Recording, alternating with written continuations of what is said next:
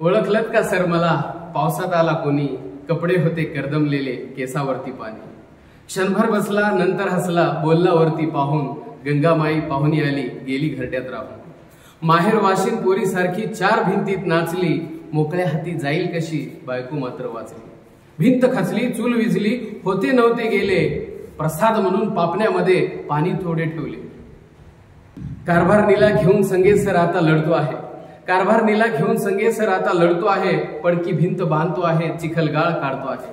खिशाकडे हात जाताच हसत हसत उठला, पैसे नको सर जरा एकटेपणा वाटला. मोडून पडला संसार तरी मोडला नाही कणा, पाठीवरती हात ठेवून फक्त लढ म्हणा, फक्त लढ म्हणा, फक्त लढ म्हणा.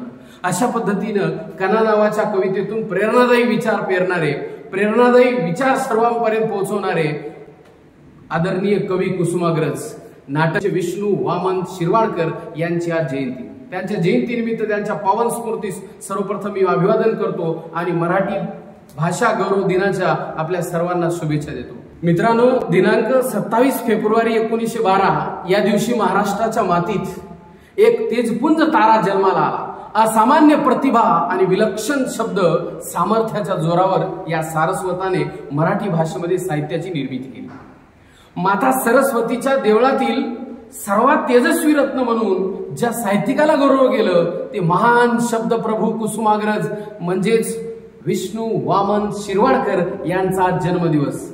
आणि त्यांचा जन्मदिवस आपण मराठी भाषा गौरव दिन म्हणून साजरा करतो. तर या मराठी भाषा गौरव दिनाच्या सर्वांना मी शुभेच्छा देतो.